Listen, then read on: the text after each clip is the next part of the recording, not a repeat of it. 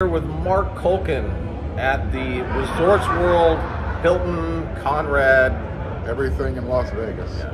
Anyway, it was just another exceptionally exciting Pac-12 Media Day. We always look forward to these ending. And Marc, just what's your biggest takeaway from today? So I don't know if exciting would have been the way for me to describe it. Typical Pac-12 Media Day. My biggest takeaway out of this was number one, USC is making the right move. The first question that everybody wanted to talk about with the commissioner was, what's going on with the media deal?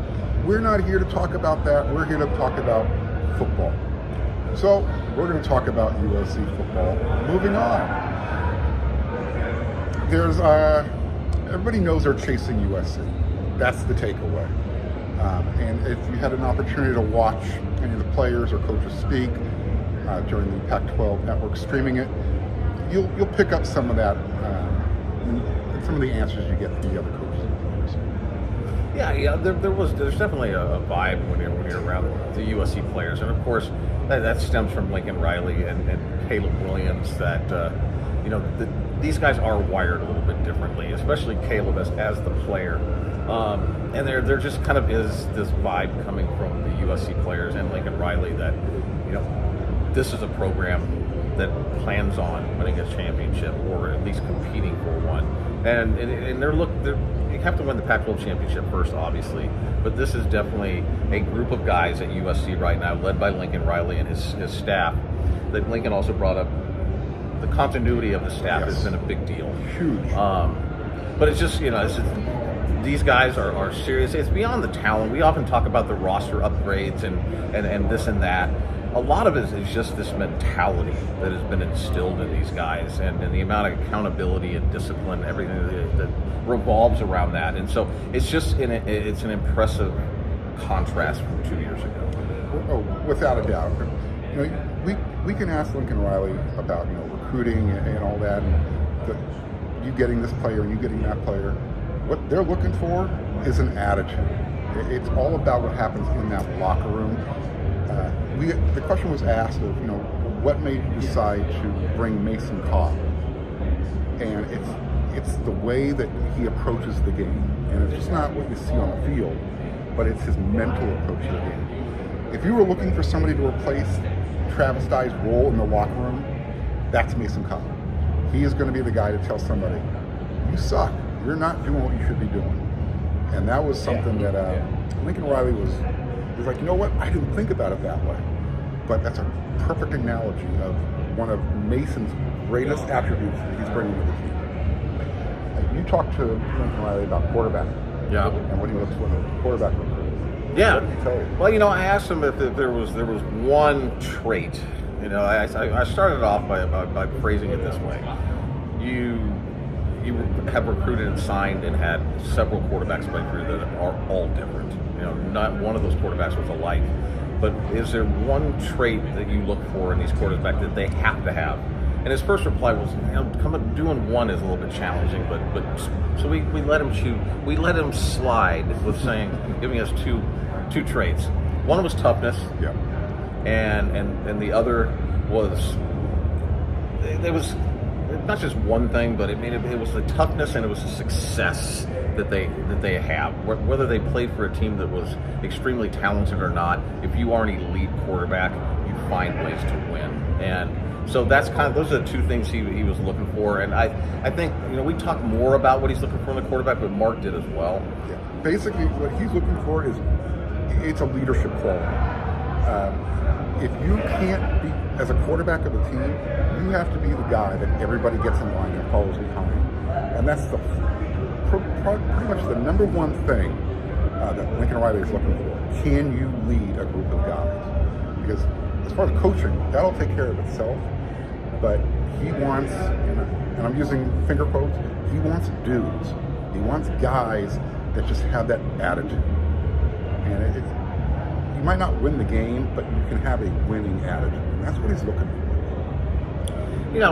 We touched on some recruiting stuff too. That's basically all I asked Lincoln about was recruiting stuff. We're going to write something up on that, but just kind of ask what made June successful, and I think it's something that we've mentioned more than once about the difference between this year and last year. You know, there's going to be some people that are saying, well, in July, you know, USC has whipped on everybody. I mean, all, what, 3 people? Look, and it's going to come to a point where USC fans are going to understand that missing out on high school guys is, yeah, you're not going to plan B, C, D, E, and F like USC wasn't. You move on. You don't spend the energy on recruiting guys that you might get, that you might like. You go into the transfer portal and you get guys that you know are going to make an impact on your football program immediately. So it just kind of talks about how they're really, really happy with where recruiting is. But ultimately, USC is one football season away from getting a few guys to commit that didn't this particular cycle up to now. And don't be surprised if later in the process, if USC is playing as well as, you know, I think most expect them to have some changes in the recruiting process of guys that maybe you thought that they weren't going to get all of a sudden come into play. And just one last note from me on this, and I'm going to have a full notes and observations report coming up on WeAreSC. Lincoln Riley is not done building this program. And I'm not talking about the roster. We're talking about the stuff that recruits want to look at. We're talking about the high-performance facility building. We're talking about things to upgrade the Coliseum. The details, the little things that you might not think about. Lincoln Riley, it's on his iPad. He might not have 600 pages of notes this year. He's down to 598. So what he said to that was, we're not done. It's just different now. Instead of focusing on this last year, we now focus on this year. So, Trojan fans, exciting season. Get out to the Coliseum because this team has one goal. It's focused. They know that they're not going to be able to settle for anything other than winning the conference championship and making it to the playoffs. We will close with this huge scoop. Reddit's college football page on Twitter.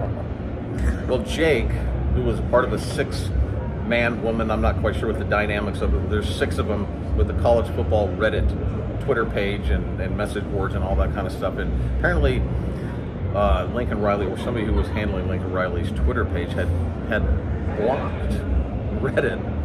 So that was all taken care of today. We're sitting there, we're having a conversation, and Jake had told Lincoln Riley, who was sitting at our table, that he had been blocked. So as we're talking, Lincoln's looking at his phone. We're thinking maybe he's getting a text message from somebody, whatever. And turns his phone around and points to Jake, "Is that you?" Shows him the college football Twitter page blocked. And the guy says, "Yes." Unblocked him. So this leads me to this. The one thing that's impressive about Lincoln Riley, to me anyways, is that despite what people may think and the position that he is shockingly approachable and just very comfortable to talk with and have a conversation, just sitting down at Pac-12 Media Day, just eating a donut and drinking coffee. So that's our scoop. By the way, USC didn't get a running back commit today. No. In case you didn't know. There's still a weekend though, right? Yeah. Oklahoma fans are reminding me constantly, apparently today, that did I ever say that Taylor Tatum was a lock? Not once. All right. There you go. Boomer Sooner, whatever.